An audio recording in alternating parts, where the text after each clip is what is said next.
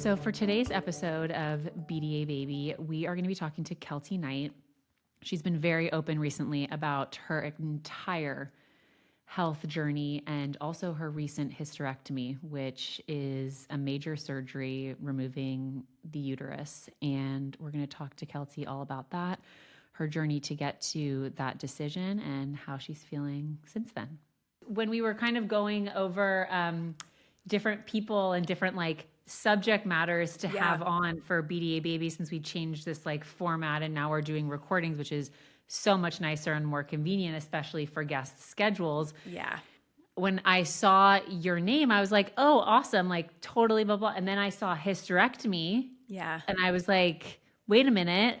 Why are we talking about a hysterectomy? Because you're so young. Yeah. And then of course I did a bunch of research on the whole subject and saw everything that you've been going through. I mean, that's crazy because you're 42, right? Yeah, it's really wild. And thank you so much for having me on. First of all, I know the show is so popular, but I think this is a level unlocked that people don't talk about because, hysterectomy for me was due to a medical condition. But as I've been open about my journey, I've heard from so many women that are like, oh, I am finished having my kids and now I'm taking care of myself and having this surgery, or I wish I had done it all these years earlier. And then people who, need to have a hysterectomy but do an egg freezing cycle before so that they can still have children. It's a complex part of this whole baby world. So I'm very thankful.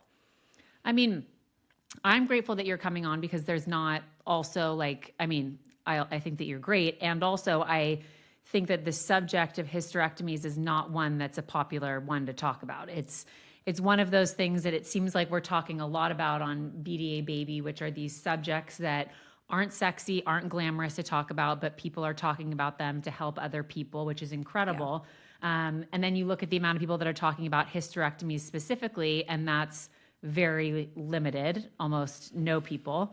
And when I even think about the people that I know in my life who've had hysterectomies, I mean, I know one person that's had one and she's way older than you. Yeah. But you talked a little bit about your medical condition. So just to backtrack, just so people understand how you got to, because a hysterectomy isn't an easy thing to come to or an easy decision that you take lightly. Let's talk about how we got to that decision. Well, yes. So I've had horrible periods since I was 12 years old and got my period. I remember staying home from school and people being like, she's such a wimp, because there's just so much shame around your period when you're young. Mm-hmm. You don't understand it. You don't know what's going on. But I've just had horrible periods my whole life. And into my late 30s, when I started going through perimenopause, my periods got worse and worse, just really heavy, a lot of insane swelling in my abdomen where I couldn't wear certain clothes. It was, sometimes I would look 6 months pregnant. I mean, it was just so bizarre. And but I never sought help for it because I was, somehow I was sort of under the impression that I think a lot of people are under, which is, oh, to be a woman is to suffer. Horrible periods are just part of having a period. You're supposed to feel like you're going to die. You're supposed to feel like Voldemort has come and sucked the life out of you, right? You're supposed to need to take 2 sick days every period because you cannot function.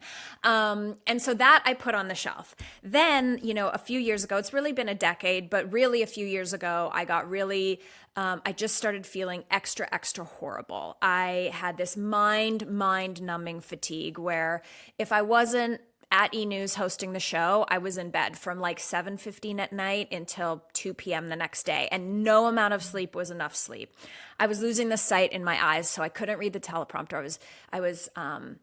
Everything was so blurry. I couldn't see anything. I couldn't see my phone. And my eyes are perfect. I've never even worn glasses in my life.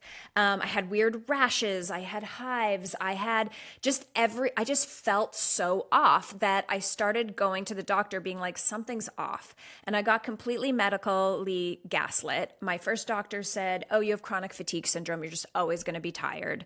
The other doctor was every single part of your blood test. They take 14 things, came back, you're super normal. You just need to meditate. You need to like, maybe you need a better work-life balance. And I was like, oh, okay, so it's my fault. My bad periods are my fault. And now this like mind-numbing fatigue and that I feel like I'm going to die every day, this is also my fault. If I ate more greens, did more yoga, I was a better woman, I could handle this, it would be fine for me. So eventually my friends were like, honestly, you're not good. Like my hair was falling out. Like they were like, you should really go see my guy. My girlfriend, Christina, she's one of my best friends, and she had this doctor that had helped her when she lost her late term baby. And I went to him and he was like, you are very unwell, but we're going to get you well. 60 pages worth of blood work, a deep, deep, deep, deep dive, like tests that a normal doctor does not do. And basically I went full force. I went with this homeopathic doctor, my gyno, my surgeon, and an oncologist. And over the past 3 years, we found out that I have this very specific type of anemia that cannot be treated with like iron pills. I was even getting iron infusions for a long time. My body has a blood cell that is just smaller than other people, and it doesn't hold on to healthy blood. So, but we were going through this and no one was doing the correlation of like, well, wait, hold on a second, these bad periods, losing all this blood, these bad periods, so I got all the doctors together on a phone call and they were like, well, if you're not having kids, then, we should stop your period, because we're giving you all these blood transfusions and iron infusions to keep your blood healthy. And every month you're losing everything that we put in you. And that's why your levels are so low. My ferritin level, Katherine, was 5, and it's supposed to be over 200. So they put you in the hospital when it's 12. But of course I was like, no, I have to go to work. So a little bit of it was my fault. But anyway, so they finally decided, okay, we're going to stop your period because you're losing so much blood and your body is not holding on to it anyway. So then hysterectomy is obviously not the first choice. The first choice with every woman on the planet is birth control. And I don't know about you, but birth control for me has been a nightmare. The few times I've tried all different types, low hormone, blah, blah, blah, every time I go completely nuts. It does not agree with me whatsoever. So I was like, I don't feel like hormones and birth control is something I want to do for the rest of my life, by the way. Like there'll never be an off time. Then they suggested progesterone pills. They were like, well, if you can just do progesterone, a lot of people do this, it lightens your period, it can make it more manageable. I tried for 5 days. I had cystic acne that was so painful and intense that I was like, okay, well, in normal life, this would be hard to deal with for the rest of my life, but I'm also on television, right? So it's like, nothing worse than going to a red carpet or doing a big appearance and having like a huge zit in like, you're like, I'm old enough to not have zits anymore. So, and I also didn't feel good. Hormones are just not good for me. So then the next thing is to get an IUD. Couldn't have an IUD. My pelvis is tilted a weird way after the MRI. The next thing was to do an ablation surgery, which I actually learned about on my podcast, Lady Gang. Sharon Stone came on and she was like, oh, you have bad periods, you should have an ablation. I was like, what's an ablation? Do you know about an ablation? No, well, I mean, I don't think everybody knows about ablations. Okay. I've heard of ablations because I talk about you this do this. Space, but please tell us about ablations. So an ablation is essentially they go in with this like umbrella type thing, and they essentially burn off the uterine lining that builds up and makes kind of scar tissue, so you're unable to like build a period, and it takes your period away. There's some complications with it. Sometimes it comes back, or it's not an easy thing, but it's a very much easier than a hysterectomy. So that's always the first option that they go to. And then I have the MRI and they realize, oh, well, my uterus is, of course, troublesome, heart-shaped. So my uterus look at this, a little heart. It has a little septum in the middle that splits like the left and right side. And when you have this septum, some women do, it's perfectly normal. The ablation like umbrella thing won't get to all the parts that it needs to. You'll still have a period. It's not going to help. So the only option is a hysterectomy. So that is how, sorry to be so long-winded, but that is how I ended up from anemia to hysterectomy. And so it seems like since this was, you're saying a 10-year-long journey, and then especially challenging the last couple years before you decided to go the hysterectomy route, you're also, very busy. You're in front of the camera, you're talking, you're working a lot.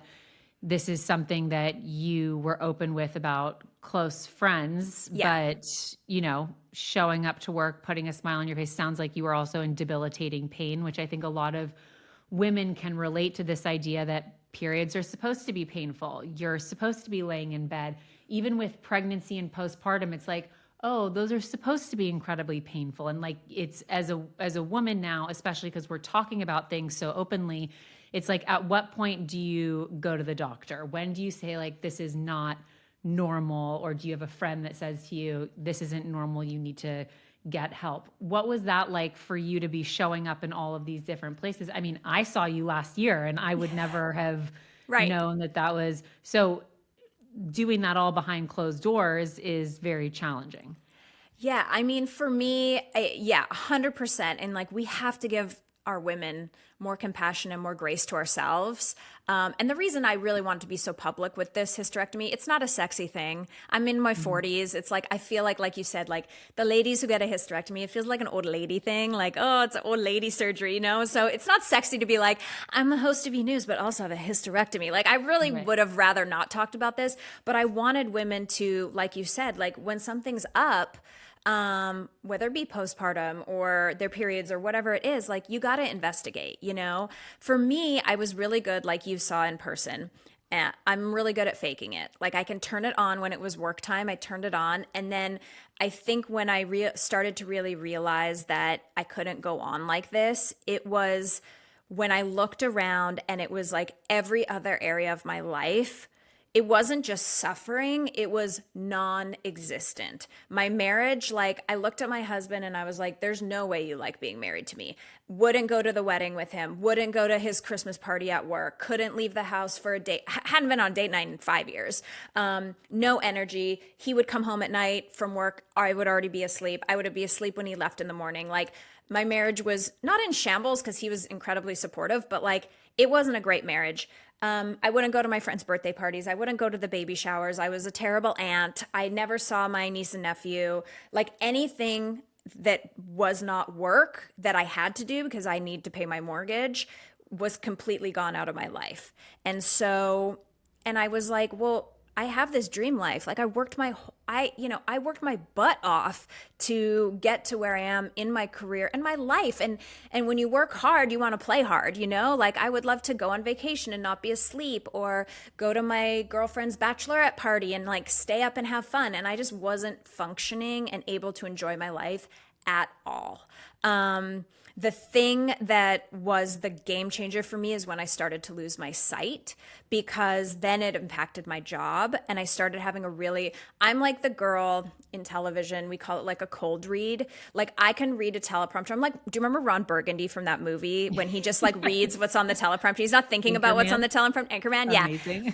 Like I'm the wrong Burgundy of entertainment news. Like you can put anything on a teleprompter and I'll do a cold read and I don't need to know what it is. And I can give you a read because it's just, I've done it so much. And I got to a point where I couldn't read the teleprompter at all. I was making mistakes. I was having to retake things. Like it's very unlike me and it was embarrassing for me. So that's like was the first tell. And I felt like, oh God, no, it's fine if my husband thinks I'm a loser, but not the people at work. Like, God, it's so sad that that's the truth, but that was the truth. And it was then that you decided to actually go and figure out what was wrong with you, because the medical gaslighting issue is something that as women, we talk so openly about now. Yeah. But women have been dealing with it and experiencing it for an Ever. eternity. Yeah. And you still experience it as you did. You went to doctors who were like, you're too stressed out. You need to meditate. You need to have a better work-life balance, blah, blah, blah.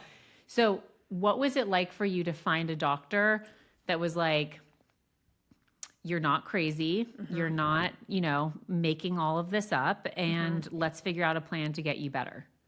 It was and you have to search till you find that person. And you have to, because there's so many women now have reached out to me and they're like, my doctor said everything was fine. I was like, but did they do this test? Like, you have to fight so hard. I went around LA with like this yellow file folder and I was literally like, here's every blood test I've had in the last 10 years. See this. Like I was nutso bananas. But when my naturopath doctor looked at me and he was like, you are not well, but you will be well. And I need 1 year.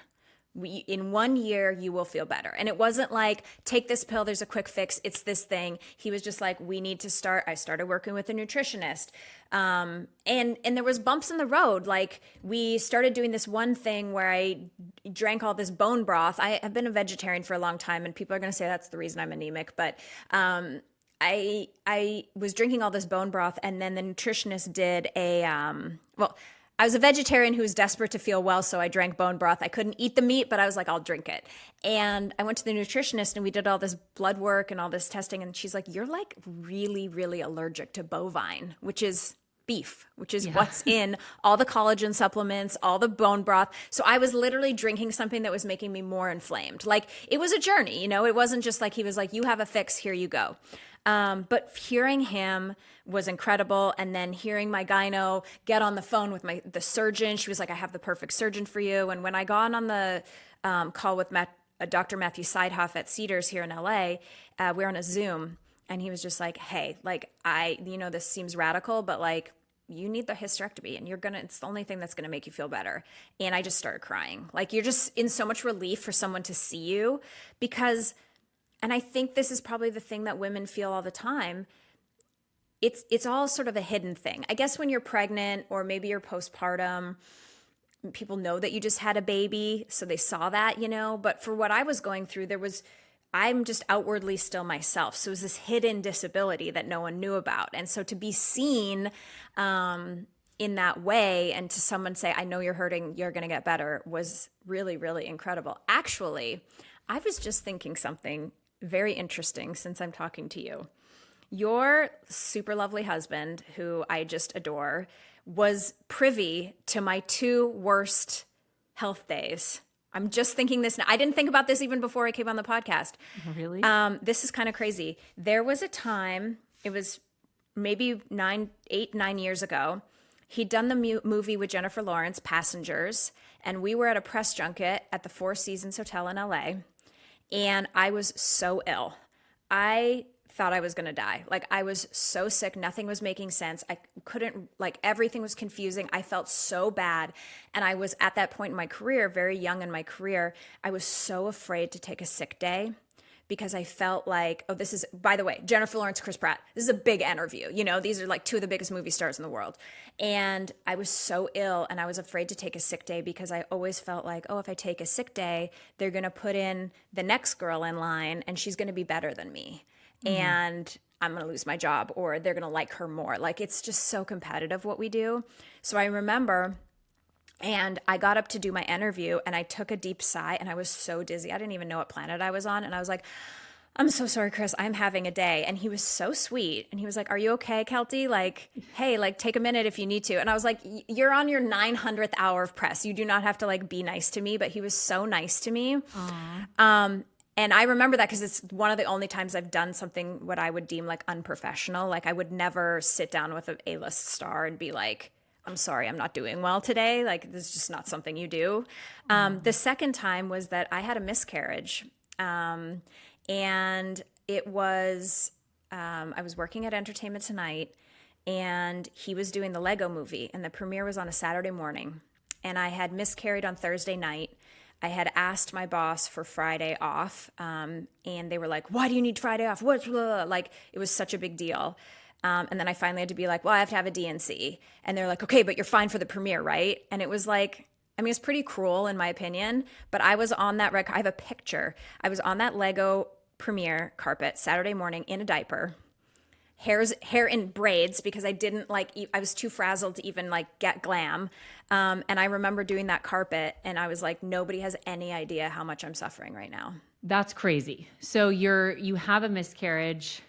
You tell your boss that you need to have the day off to get a DNC, which is a procedure where, you need to like clean out sort of essentially what's left after. Yes, what's left of a pregnancy.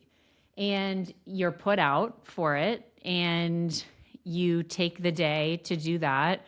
For a lot of people that are able to, you then rest the next day, or, you have people come help you, whatever. You're showing up to a red carpet to be professional because you're not wanting to lose that interview, lose that opportunity, and you're standing on the red carpet in a diaper. Yeah, I'm standing in And like an adult diaper, and because once you have the DNC, like you still bleed for, well, in my experience, like you're still sore, you're bleeding. It's not like it is done in a second, you know. And you're sore and you're bloated, and it was just so crazy because movie premieres, as you know, are usually in the evening, and this one, because it was a kids movie, it was like a daytime, like morning. You had to be there at 9 a.m. It was like at 10 a.m. I'm like, what are the chances? But yeah, it was like I felt like I was getting in trouble for going through this thing, and that I was being like shamed into being at work. Because I would have taken the day. I mean, I'm not usually that person, like I said, but I felt so awful that I would have. And it was like, you're suffering in silence. Like you're not allowed to take care of your body. Like I don't know what it is about the society as a whole and women who are struggling with their fertility issues and their uteruses. Like, why can't we have compassion for them? Like, you know, what would have been better is for someone to say, wow, I can't believe you went through that. Take the week. You know what I mean? Like, go get yourself together. Like, but there's no compassion. And the same thing I see with my friends that have postpartum or not maybe ready to go back to work after they have their baby. Like, they're just forced to do this thing and there's no support, and it's crazy.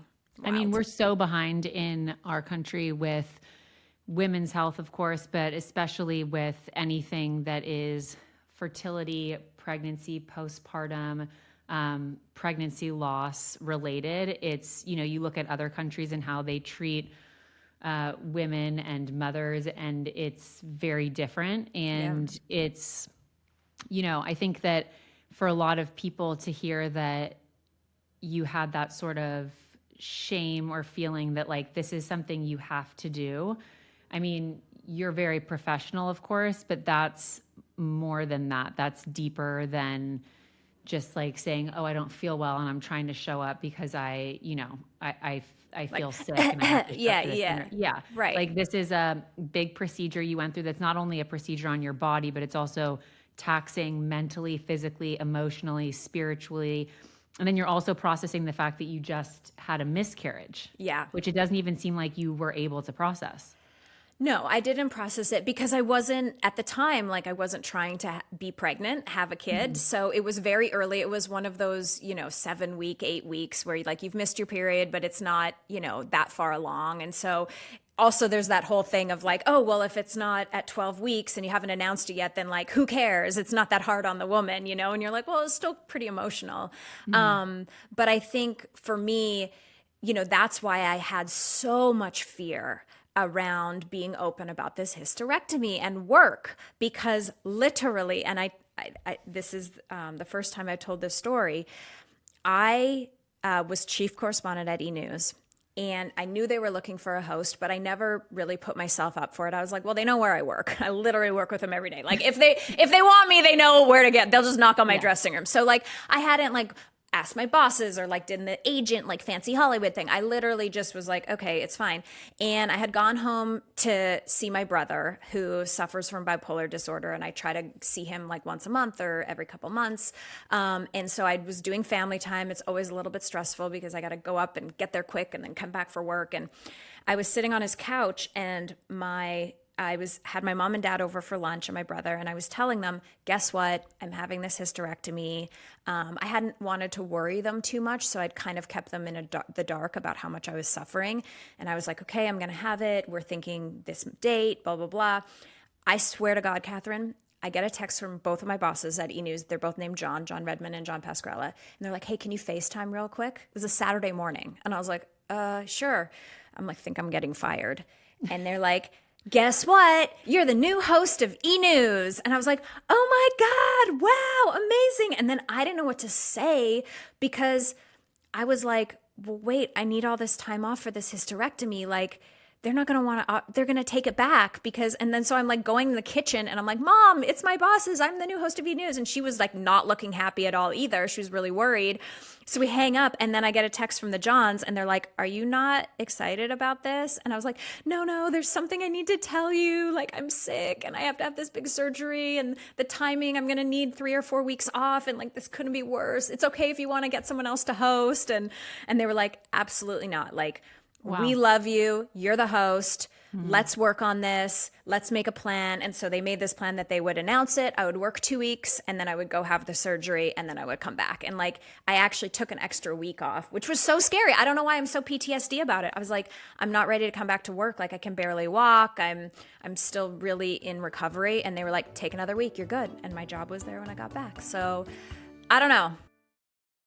What a difference for you. I mean, you look at, the stress that you were under with having to show up in a diaper to a premiere, and then fast forward to you get a huge promotion in your career. And also you're like, listen, I have something that I actually medically need to take care of for myself. And you're open and honest about it. You communicate about it and your job is still there. It's met with compassion and empathy. Yeah. And that's a big difference for you. It like makes me all like emotional because it's a really big, think about how far that like you've come in those two stages or those two instances. I mean, you could look back at your career and say, you've worked so hard, you've come so far. But when you think about like what you're doing and what you're dealing with behind closed doors in those two specific instances, that's major. It's huge. It's wild. And it's so interesting because standing up for myself, standing up for my health, taking the time off I needed to heal, life gets better every single day. So I wonder if I had been brave enough to stand up for myself and focus on my health back then, would I have not suffered for so many years? Who knows?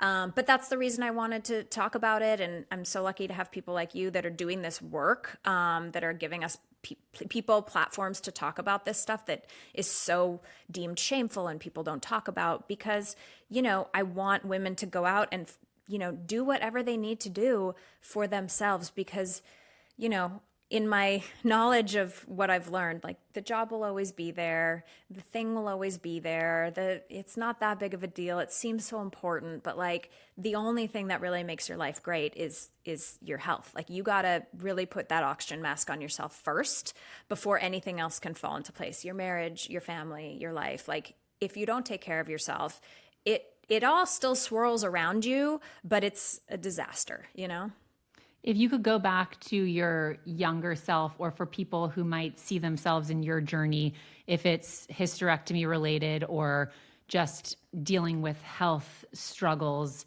as a woman at various phases in your career. I mean, you were hungry for the success of your career. You were on a clear mission to, get to exactly where you are today, interview the people that you needed to interview, show up, be professional. For people who might see themselves in that, who are putting their health on the back burner, afraid that their job is going to get, taken from them if they're open and honest, what's your message for them? I think that it's all a big, I want to be the kind of person that says health is first. You have to be number one. Like I just did, and then everything else falls into place. But I think there's a middle road of like balance. And I think it's like as hard as you're working on your career or your family or whatever that thing is that is your passion, put as much, energy into your own health and your own wellness, whether that be mental, physical, whatever. Just make sure that you're having the same amount of time, passion, hunger for your own well-being as you are for the job.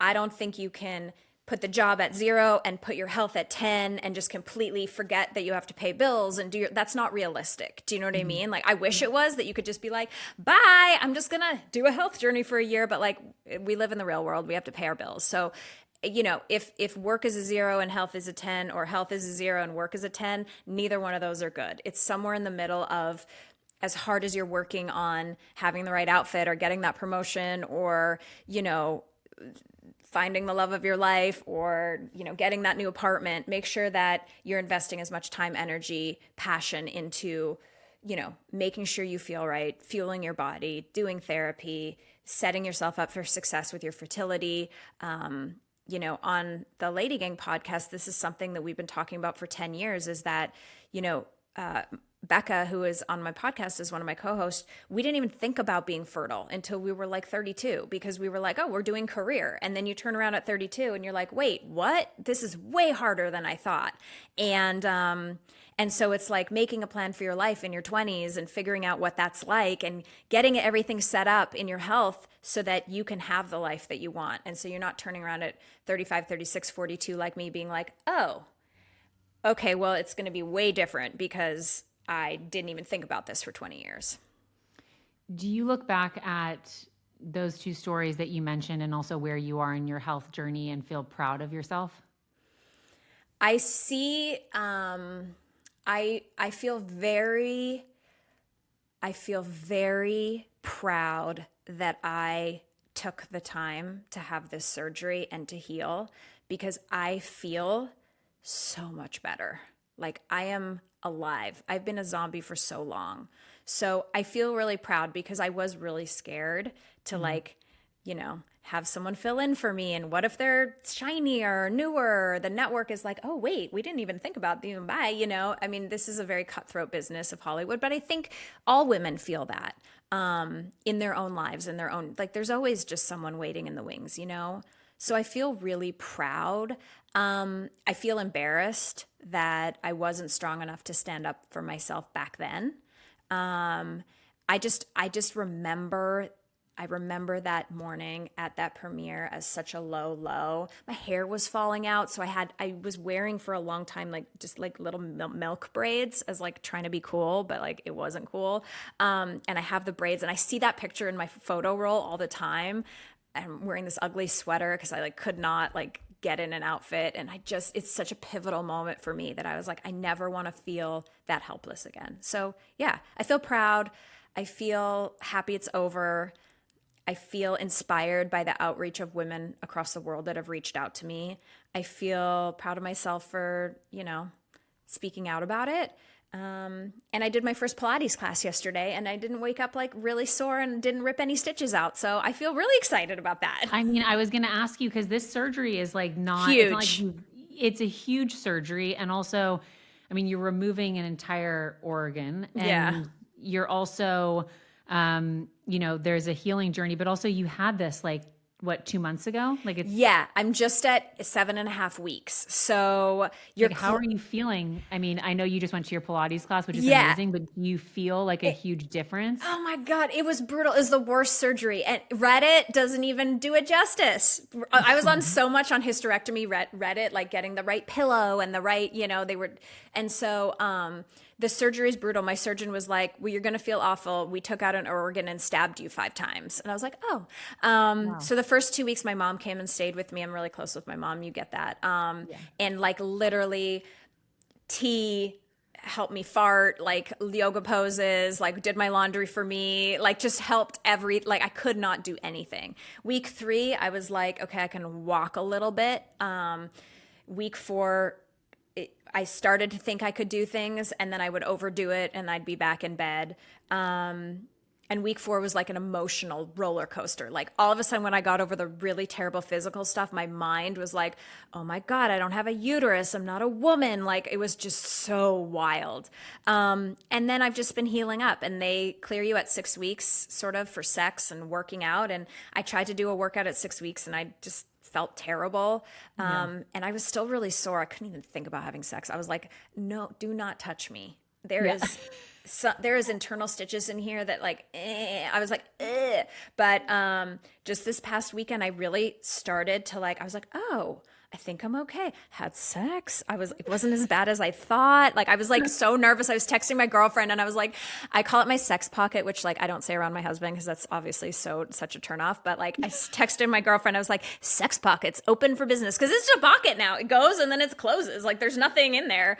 I was like, I'm going to try out the sex pocket. And she was having like a big laugh about it and following up with me. And then I was like, I feel good. And then I signed up for a reformer class and I was like, there's no way I'm going to be able to do this. And I actually did pretty good. So I'm on the up and up. I'm really excited. It sounds like you're feeling more like yourself, like you're not as exhausted. Everything.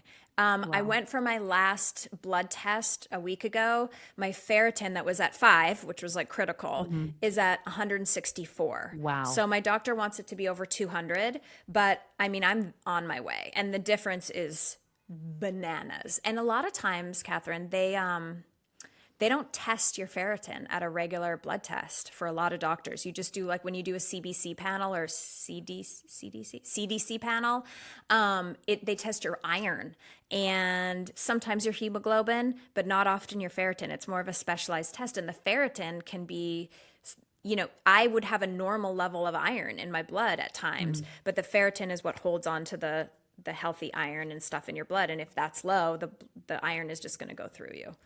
I'm not a doctor, so if that's completely wrong, just know that that's what I think when in my brain that they told me, but I'm probably wrong. I mean, everybody, is responsible for doing their own research. Yeah, so yeah. They're like, well, Keltie on the BDA podcast told me that the ferritin holds on to the molecule. I'm like, no.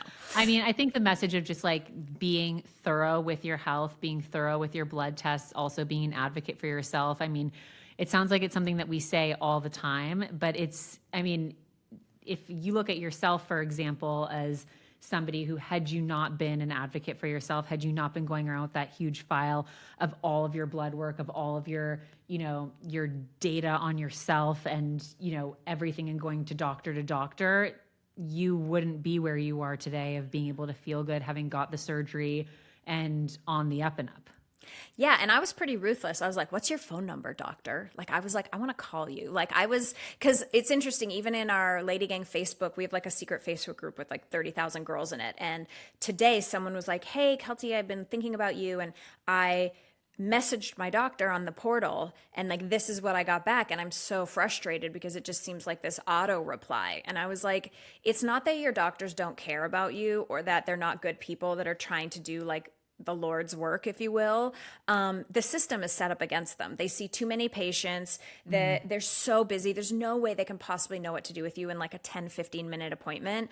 And so, yeah, a lot of all these messages are automated and it's not a real conversation. And I was like, absolutely not. Like, I will have your phone number and I will be calling. I mean, I was respectful, but I was like, I need you to call this doctor. This is their phone number. And like, you need to discuss. And like, that's not something they offer you. I really fought for it.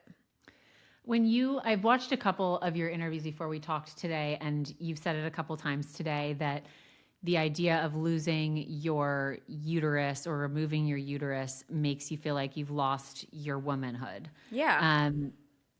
That's obviously a huge statement because you're 42, you're, on the up and up for health, young, vibrant. And yes, you had a major surgery to remove your uterus and you don't get your period. But the idea of, or for mentally, the idea of like, you're not a woman, is that something that you really believe? Is that something that you're experiencing or struggling with when it comes to the hysterectomy? Definitely, yes. And it's not so much like I'm not a woman, but there is this feeling of I didn't necessarily do what I was put on earth to do, which is deep seated inside of us, deep in our DNA genetics from the beginning of time, to be a mother, to procreate, to have babies. And so there's a grappling with, I will never have a pregnancy. I will never have the cute beach photos of you in the flowy dress holding the baby belly. I will never experience what it's like to give birth. I will never look at a child and see pieces of my husband and me. I won't have a wedding to go to when my child gets married. I won't, there's just a lot of the Loss. pieces of life that are, it's not even a loss, because it wasn't that I had my heart completely set on that version of life for myself, but we're told as women, this is what you do. You get married, you have babies, you're a mom, and like if you do something else, great, but there's the Oprahs of the world that go on to be amazing and not have children, and I'm not the first childless wonder, as I call us. But most of my friends have kids. Most of my friends are frazzled and are like, I can't see you because it's baseball weekend. Like, I don't have that in my life. And so it wasn't that I'm not a woman. It just, my version of womanhood and what the rest of my life looks like is going to be very different than someone like you that has kids. It's going to be very different than what society sort of tells you is a normal life. And my co-host back on Lady Gang said to me something so beautiful. I did an episode on my whole journey, and she said she ended up being allergic to progesterone, which is crazy, and she had multiple miscarriages, couldn't have a baby full term. And then she ended up being very open with us on the podcast about her decision to have a surrogate. And so she has her baby, her 2-year-old Ford, who's freaking amazing, but she had a surrogate. And I said, do you feel weird that like you never got to have the baby bump? Like that you never had birth, like you never had any of these experiences? Like you're going to be on your deathbed being like, I wonder what it would be like to like give birth. And she goes, I think that life is like an amusement park, and like, you're just going on a different roller coaster than I am. And I'm going on a different roller coaster, and I'm going on a different ride than someone who gets to have their baby and, birth their baby themselves. She's like, your ride is much different than mine. And like, it's still exciting, and there's ups and there's downs, and it's crazy, but like, it's just a different ride. And that brought me a lot of comfort. I don't know why. But yeah, it's just it's a different type of living your life as a woman, Does that feel even more real to you now that you've had your surgery? Yes. When I had my first non-period, like I was like counting the days, and it's weird. I kept my ovaries, so I still have like a period. So my boobs are sore. I was kind of like excited about a chocolate dipped Oreo, like all the things that like normally happen around my period. But I never had a period. And when that happened, I was like, whoa, it was kind of fabulous, to be honest with you. But I was like, oh, this is like, there's really nothing in there. Like it's gone, And so it's an emotional thing. Listen, I do all the things, therapy, journaling, like, and I was really excited to feel well. So I don't regret my decision at all, but there will always be a sense of what if, Mm-hmm. What if this wasn't my journey? What would that look like? And, but again, there's no magic spell. Like I can't take back what's done. You know what it is, Katherine? It's the finality of it. It's like it is really done. Like it is gone.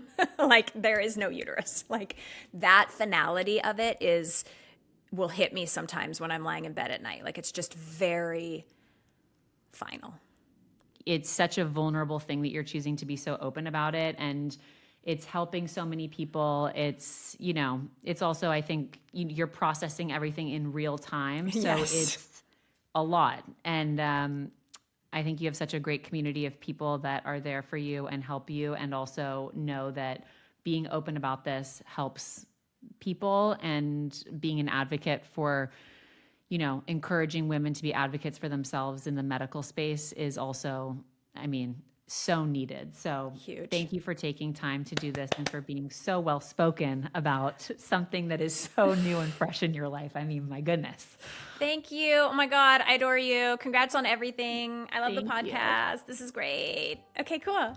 What an awesome conversation we just had with Keltie Knight about her entire health journey, not only her hysterectomy, but also the emotions that come with removing her uterus, also the choice to not have kids.